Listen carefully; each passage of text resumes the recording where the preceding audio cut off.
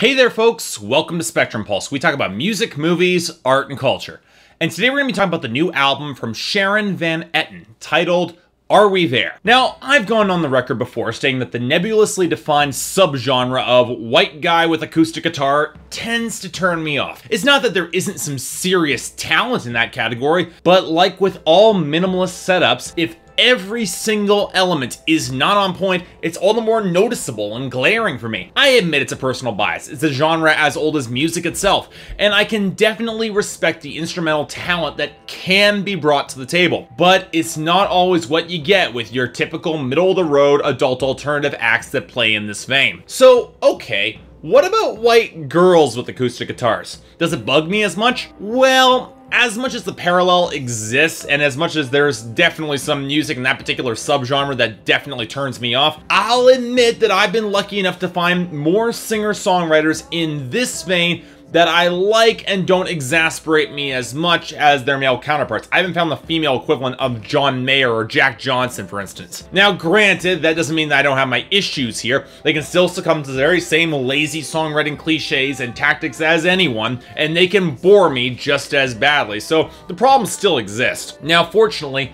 one of the big exceptions to the rule has been Sharon Van Etten, an American singer-songwriter who stepped out of the indie folk scene with the good, but in my opinion, unremarkable album Because I Was in Love in 2009. For me, I was immediately struck by the straightforward passion of her vocal delivery. She didn't mince words or was afraid to show real vulnerability, and there were occasional flights of nuance that really did crop up a lot in her songwriting. And after the rougher, shorter, more abrasive, and in my opinion, a lot better record Epic in 2010, and the much more vulnerable album Tramp in 2012, I was intrigued where Sharon Van Etten was going to be aiming to take her newest album, especially given her recent tours with Nick Cave and the Bad Seeds, and his reputation for visceral, gripping songwriting. Maybe some of that had rubbed off on her. So, how'd all that turn out? Well, the album's good, it's solid, although I'd argue it feels decidedly out of place when it comes to really modern sensibilities. And not just because of Sharon's voice is sounding more and more like Joni Mitchell's. No, this is a record thematically exploring the concepts of waiting and patience, two concepts that are pretty much anathema to modern society, and not just in the various scenarios that are described in the lyrics,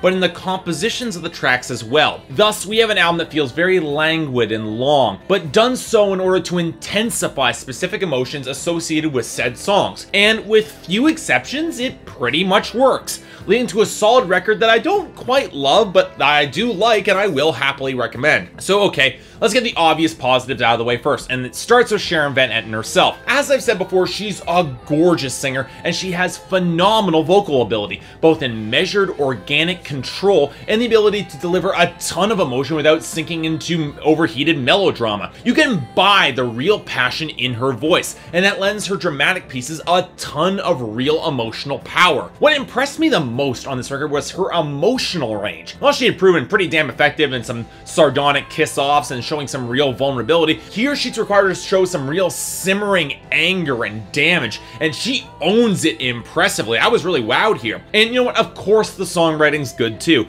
Sharon has always had a knack for great free-flowing meter and using a solid grasp of language, pretty simple language, but it's simple and effective to create compelling songs, and she shows a lot of variety on her stories here. Take for instance Afraid of Nothing, where the guy in question has not revealed some dark secrets about himself, and Sharon, she's willing to be patient and wait for him to come to grips with it, but at the same time she doesn't want to be insecure about her love, and she struggles with that constant fear that whatever he says might break them up. Perhaps she was scared of the situation that plays out in the extremely good song Your Love Is Killing Me, a song about an abusive relationship where Sharon's more visceral language shows that she's not going to be taking any more nonsense and was putting an end to his love. Or maybe she was concerned about the brittle frustration on a song like Taking Chances, or the seething resentment on the song You Know Me Well, or the neglect on the song Break Me. Even though that song is underscored by the fact that even though she's trying to be nonchalant and brush the whole thing off, she wrote the song out of her own impatience anyway. That level of self-awareness is really one of the big highlights of this album for me, as it makes songs like Nothing Will Change and I Know all the more heartbreaking, but at the same time it also makes more straightforwardly vulnerable songs like I Love You But I'm Lost come across as a little bit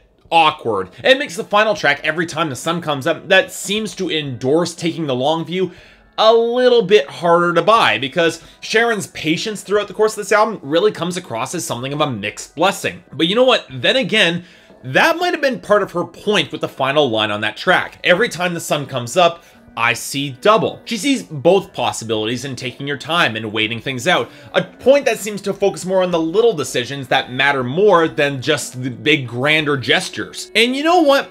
For the most part, the music tends to agree with that assumption, as the melodic compositions, they feel longer and more languid, taking their time to intensify the emotion and tension, and to show her patience and ask for hours. And given the most diverse instrumentation on this album yet, there's a fair bit to hold our attention throughout that length. The steady sharpness of the drums and drum machines on Taking Chances, the organ and hollow percussion on Your Love Is Killing Me, which I just loved, the booming percussion and growling guitars on You Know Me Well, the odd elegance of the synth line in Break Me, and the somber minor chord heavy piano melody of I Know. I like all these elements, even if I do feel the guitar production could have had a little bit more sizzle, and some of the synth lines could have used a slightly better tone, with the most annoying me on Our Love. Definitely, in my opinion, the low point of the album. Now, many critics have drawn comparisons to The National, but you know what? I wouldn't quite go there, as that band has always been characterized by their propulsive percussion, especially on their last two albums. And forward momentum, well, it doesn't seem to really be a priority with this release from Sharon. And to a certain extent, that might be the biggest problem that at least I have with this album. As much as I respect Sharon's themes and compositions, and especially her desire to not make a hook-laden album, I don't think that she's exactly playing to her strengths. At best, she's a songwriter that can use language with sharp edges, and thus I tend to like her compositions that can support that and go a little bit harsher. But when the album tries to go for less dramatic stakes, this album can start to drag and even start to creeping into melodrama. As much as those smaller moments matter all the more,